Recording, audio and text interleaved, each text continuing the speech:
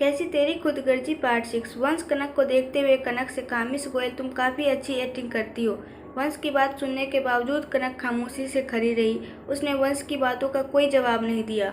वंश कनक को अपनी ही बातों को इग्नोर करते देख वंश अपने एक्सप्रेशनलेस चेहरे लिए हुए कनक के कमर में हाथ डालकर एक झटके से कनक को अपनी तरफ खींचकर कनक की आंखों में देखते हुए कहा, तुम्हारे अंदर झूठ बोलने का टैलेंट बहुत ही अच्छा है। वंश की बात सुन कनक अपने चेहरे को वंश की तरफ से फेरते हुए वंश से कहा, मैंने कोई झूठ नहीं कहा, मैंने जो कहा है वह सच कहा है। मैं आपसे प्यार करती हूँ और मैं अपनी मर्जी से आपके साथ हूँ, ना कि आपके डर से। अगर आपको लगता है कि सब झूठ है तो यह आपकी सोच है, मैं आपकी सोच नहीं बदल सकती सर। मुझे छोड़िए सर, आपको मुझसे इस तरह चिपकना नहीं चाहिए, कहीं आपको भी मुझसे प्यार न हो जाए। कनक की बातें सुन वंश कनक के गालों को सहलाते हुए कनक से कहा, तुमसे और प्यार कभी नहीं, मैं सिर्फ एक ही इंसान से प्यार करता हूँ और उसके बाद किसी से प्यार नहीं कर सकता। मैं तुम जैसी लड़की से प्यार करने से अच्छा सुसाइड करना पसंद करूँगा। वंश की बातें सुन कनक वंश को देख रही थी। कनक अपनी मुट्ठी कसकर बंद कर वंश को देखने लगी। वंश कनक के गालों को अपने अंगूठे से सहलाते हुए कनक से कहा, इतना प्यार करती हो मुझसे कि मेरे हिस्से का थप्पड़ खुद ही खा लिया। वंश के इस तरह छूने से कनक के रोंगटे खड़े हो रहे थे। वंश की छुअन कनक को इफेक्ट कर रही थी। कनक ने कसकर अपनी आंखें बंद कर ली।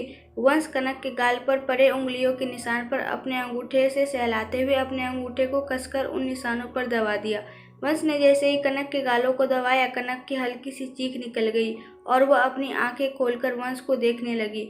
वंश कनक को देखते हुए कनक से कहा, क्या हुआ मिस गोयल, दर्द हो रहा है? यह दर्द तो कुछ भी नहीं है, क्योंकि आगे जो मैं दर्द देने वाला हूँ वह तुम बर्दाश्त नहीं कर पाओगी। वंश की बात सुन कनक ने वंश से कहा, आपको गलतफहमी हुई है सर। आपको लगता है कि मैंने आपके प्यार में अपने पापा से थप्पड़ खाया है। नहीं सर, मैंने यह थप्पड़ इसलिए अपने ऊपर लिया ताकि मुझे हर वक्त इसका दर्द आपके धोखे को याद दिला सके, मुझे यह याद दिला सके कि मैं एक घटिया इंसान से प्यार किया है। और रही बात आपके साथ रहने की, तो मैंने यह फैसला बहुत सोच समझ कर लिया है। मैं जब तक खुद को इनोसेंट नहीं साबित करती, जब तक अपने कैरेक्टर पर लगे उस गंदे दाग को नहीं हटाती, तब तक मैं आपको छोड़कर कहीं नहीं जाऊंगी। क्योंकि आपने मेरी ज़िंदगी बर्बाद करने की शुरुआत की है, तो आप ही मेरी ज़िंदगी को सही करने की कोशिश भी करेंगे। और रही बात मुझे इससे ज़्यादा दर्द देने की, तो मेरे दिल के दर्द के सामने आपके दिए गए दर्द कुछ भी नहीं है। आप मेरे सामने होते हैं तो मेरे दिल में दर्द होता है कि मैंने इतने पत्थर दिल इंसान से, इतने घटिया इंसान से कैसे प्यार किया। आपके पास रहने का और अपने पापा के खिलाफ जाने का यही एक ही मकसद है, आपके चेहरे पर लगे इस अच्छाई के नकाब को हटाकर आपका घिनौना चेहरा पूरी दुनिया के सामने लाने का, ताकि जो लड़कियां आपके साथ सपने देखती है काम करने का, प्यार करने का, आपका पार्टनर बनने का, तो उन्हें भी तो पता चले कि आप कितने घटिया इंसान हैं। तभी लिफ्ट खुली। वंश कनक का हाथ पकड़कर खींचते हुए अपनी कैबिन में लाकर कनक को दीवार से सटाते हुए कनक के गले को दबाते हुए कनक से कहा, मैंने तुम्हें जितना कमज़ोर समझने की गलती की थी, असल में तुम उतनी कमज़ोर हो नहीं। तुम में मुझसे लड़ने की ताकत है। कनक के आंखों के कोनों से आंसू गिर रहा था। कनक दर्द भरी मुस्कुराहट के साथ वंश से कहा, और मैंने जितना आपको अच्छा समझा था, आप उससे कहीं ज़्यादा गिरे हुए और घटिया इंसान हैं। कनक को अपनी बातों का पलट जवाब देते देख वंश को बहुत गुस्सा आ रहा था, क्योंकि आज तक किसी ने वंश को इस तरह उल्टा जवाब नहीं दिया था। वंश अपनी पकड़ कनक के गले पर और मजबूत करने लगा। कनक का दम घुट रहा था, उसकी सांसें धीमी होने लगी थी। वंश ने झटके से कनक को छोड़ दिया। वंश के छोड़ने से कनक जमीन पर गिर गई। वंश कनक की तरफ पीठ करके खड़े होते हुए कनक से कहा, आउट, मेरे कैबिन से बाहर निकलो, वरना मैं तुम्हारी जान ले लूँगा। कनक जोर जोर से खांस रही थी। कनक खुद को संभालते हुए जमीन से खड़ी हुई और वंश को पीछे से देखते हुए कहा, आप मुझे जितना दर्द देना चाहते हैं दे सकते हैं सर, क्योंकि आपका दिया हुआ दर्द मेरी ताकत बनेगा।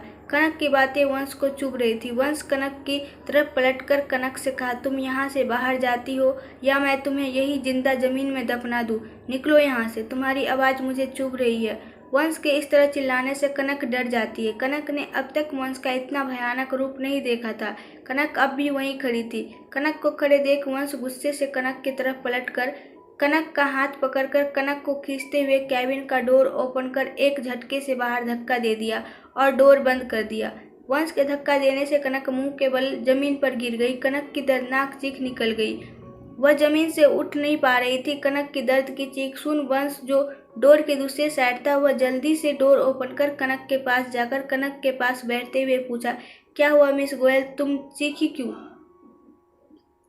कनक दर्द से कहारते हुए उठने की जबरदस्ती कोशिश करने लगी। वह जैसे ही गिरने को हुई, वंश ने कनक को अपनी बाहों में थामते हुए कनक से कहा, तुम में अक्ल बहुत है।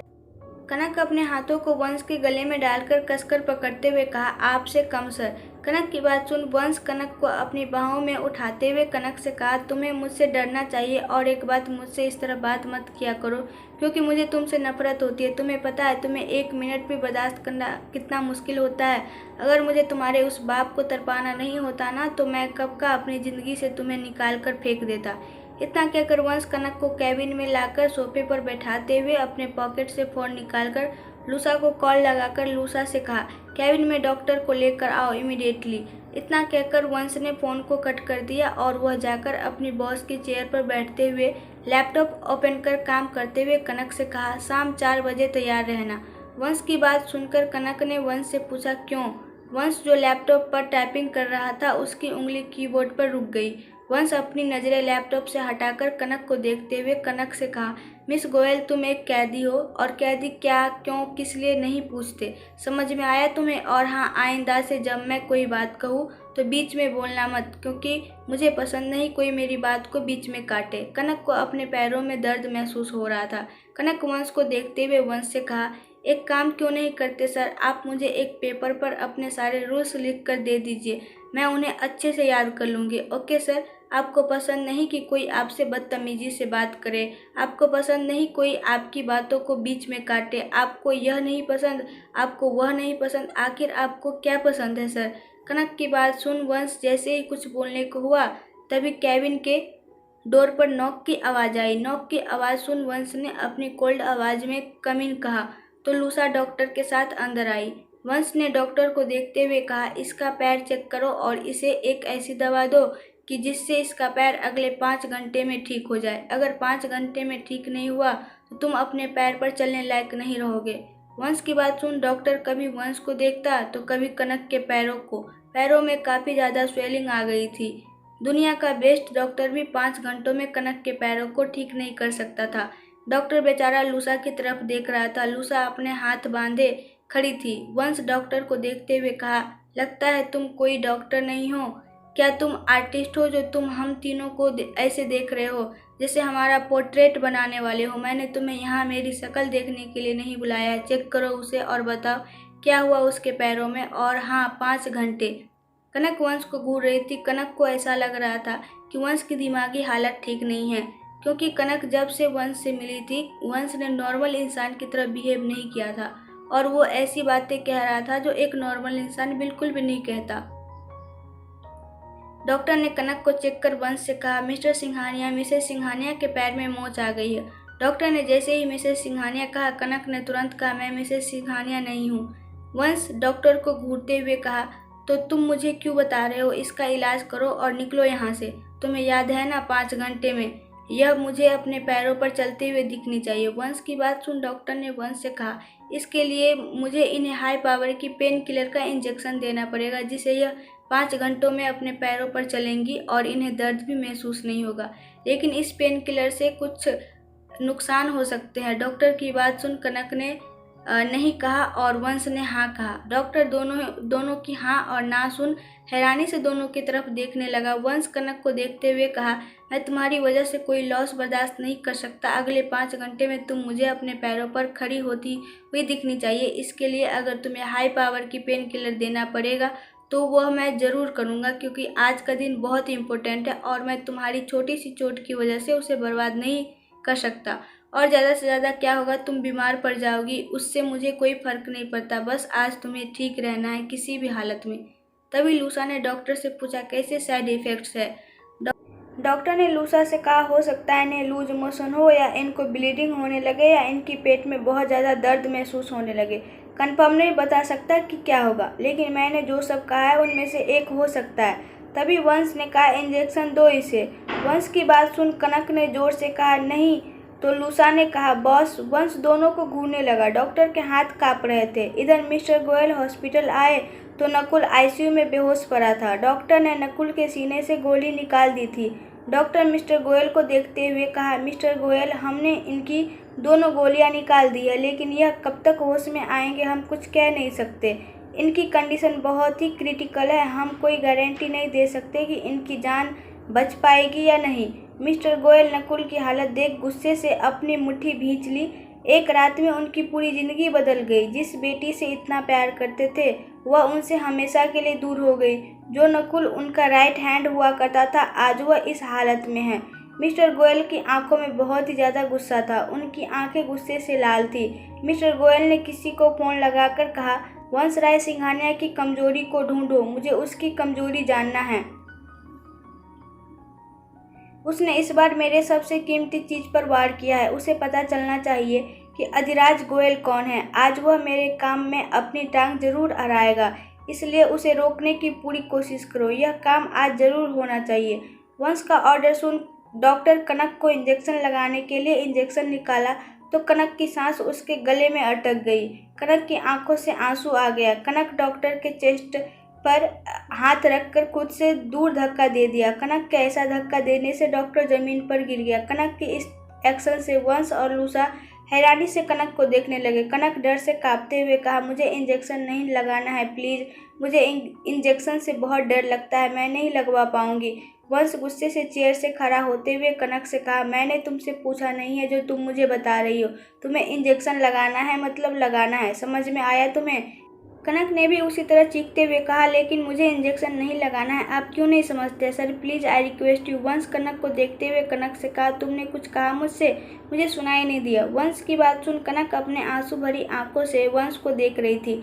कोई इंसान इतना पत्थर दिल कैसे हो सकता है? कनक दर्द को बर्दाश्त करते हुए सोफे से खड़ी होकर लूसा के पीछे जाकर छिपते हुए लूसा को पकड़कर लूसा से कहा, प्लीज़ कम से कम आप तो समझिए, मुझे इंजेक्शन से सच में बहुत डर लगता है। मैंने आज तक कभी इंजेक्शन नहीं लगवाया और पापा ने भी कभी मुझसे जिद नहीं की थी, वो मेरी बात मान जाते थे। आप सर से कहिए ना प्लीज़, वो मुझे इंजेक्शन न लगवाए। कनक की बात सुन लूसा वंश से कहा, बॉस।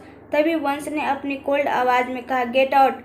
लूसा वंश की कोल्ड आवाज़ सुन लूसा कनक के हाथों को अपने हाथों से हटाते हुए कनक से कहा, सॉरी मैं तुम्हारी कोई हेल्प नहीं कर सकती, यह मेरे बॉस का ऑर्डर है। इतना कहकर लूसा कैबिन से बाहर चली गई। कनक जैसे कैबिन से बाहर जाने को हुई, वंश कनक की कलाई कसकर पकड़ लिया। कनक अपनी गर्दन पीछे घुमाकर वंश को देखते हुए कहा, प्लीज़ मुझे जाने दो, मेरे साथ ज़बरदस्ती मत करो, मुझे सच में बहुत डर लगता है। वंश कनक को देखते हुए कहा, अभी तो बहुत बहादुर बन रही थी, मुझसे लड़ना चाहती थी, खुद को इनोसेंट प्रूव करना चाहती थी। कहाँ गई तुम्हारी सारी बहादुरी, जो तुम एक छोटा सा इंजेक्शन देखकर डर गई? तुम मुझे कैसे हराओगी? मुझे हराने के लिए तुम्हें तो बंदूक भी चलानी पड़ सकती है। वंश की बातें सुन कनक अपने दूसरे हाथ से वंश के हाथ को हटाने की कोशिश करते हुए रोते हुए वंश से कहा, यह दोनों बातें अलग है, मेरा हाथ छोड़िए sir please, I beg you sir. Kanak की बात सुन वंश एक झटके से कनक को अपनी तरफ खींच लिया, जिससे कनक सीधे वंश के सीने से जा लगी। वंश ने एक हाथ से कनक के सर को पकड़ा और दूसरे हाथ को कनक के कमर पर लपेटकर कनक को अपने सीने से लगाते हुए कहा, डरो मत, मैं तुम्हारे साथ हूँ, तुम्हें कुछ नहीं होगा। कनक की आंखों से आंसू गिर रहा था। वह वंश की बाहों में किसी मछली की तरह तड़प रही थी। वंश को कनक का तड़पना और रोना बिल्कुल भी दिखाई नहीं दे रहा था। वह अपने बदले की आग में इतना अंधा हो गया था कि उसे एक लड़की का दर्द भी नहीं दिखा। वंश ने अपनी कोल्ड आवाज में डॉक्टर से कहा, खड़े होकर मेरा मुंह क्या देख रहे हो, लगाओ इंजेक्शन इसे। वंश की बात सुन डॉक्टर कनक को जैसे ही इंजेक्शन लगाने को हुआ, कनक ने अपनी आंखें कसकर बंद कर ली और उसने अपने हाथों को वंश के चारों तरफ लपेटकर वंश के शर्ट को कसकर अपनी मुट्ठी में पकड़ लिया। कनक इंजेक्शन को देख ऐसे डर रही थी जैसे डॉक्टर उसे इंजेक्शन नहीं बल्कि मौत देने वाला हो। कनक के आंसू वंश के शर्ट को गीला कर रहे थे। डॉक्टर ने कनक को इंजेक्शन लगा दिया। डॉक्टर ने जैसे ही कनक को इंजेक्शन लगाया, कनक अपने नाखूनों को वंश के बैक में धंसा दिया। अचानक से कनक की पकड़ एकदम ढीली हो गई। डॉक्टर जब कनक से दूर हुआ तो वंश कनक को खुद से दूर करने के लिए कनक से कहा, दूर हटो मुझसे। वंश जैसे ही कनक को दूर करता, कनक बेहोश होकर गिरने लगी। वंश ने कनक को अपनी बाहों में थाम लिया। कनक के हाथ बेजान झूल गए। कनक के बाल जमीन को छू रहे थे। कनक का चेहरा पूरी तरह से लाल हो गया था। उसकी आंखें सूज रही थी। उसके चेहरे पर आंसू थे। कनक को बेहोश देखकर वंश ने गुस्से से दूसरे हाथ से डॉक्टर का कॉलर पकड़ते हुए डॉक्टर से पूछा, यह बेहोश कैसे हुई? क्या किया तुमने इसके साथ? डॉक्टर ने डर से कहा, मिस्टर सिंघानिया, यह डर से बेहोश हो गई है। मुझे लगता है इन्हें इंजेक्शन का डर है जिससे यह बर्दाश्त नहीं कर पाई और बेहोश हो गई। डॉक्टर की बात सुन वंश ने डॉक्टर से कहा, निकलो यहाँ से। इतना कहकर वंश डॉक्टर को एक झटके से छोड़ दिया। डॉक्टर जल्दी से उस कैबिन से बाहर चला गया। वंश अपनी बाहों में बेजान पड़ी कनक को देख रहा था। कनक को देखते हुए कहा, काश तुम्हारे कमीने बाप ने इतनी गलती नहीं किया होता तो आज तुम्हें टॉर्चर करना नहीं पड़ता। तुम्हारी हालत का जिम्मेदार मैं नहीं, तुम्हारा कमीना बाप है। आज तुम जिस हालत में हो वह सिर्फ अपने बाप की वजह से हो। अगर उसने वह सब नहीं किया होता तो आज तुम अपनी ज़िंदगी में खुश होती। उसके दी गई एक एक दर्द की कीमत तुम चुकाओगी। आज तुम्हारे बाप को पता चलेगा कि जब अपनी लाडली बेटी बाजार में खड़ी होती है तो कैसा लगता है। वंश यह सब बातें कह तो रहा था लेकिन अंदर से बहुत बेचैन था। कनक को इस तरह देख उसे बहुत बेचैनी महसूस हो रही थी। उसे लग रहा था कि वह गलत कर रहा है लेकिन वह अपने बदले में गलत और सही का फर्क नहीं कर पा रहा था। वंश कनक को देख रहा था। आखिर आज रात ऐसा क्या होने वाला है। अगर आपको इस कहानी के आगे का पार्ट देखना है तो कमेंट में बताएं और प्लीज़ आप लोग मेरे चैनल को सब्सक्राइब कर दो। Thank you.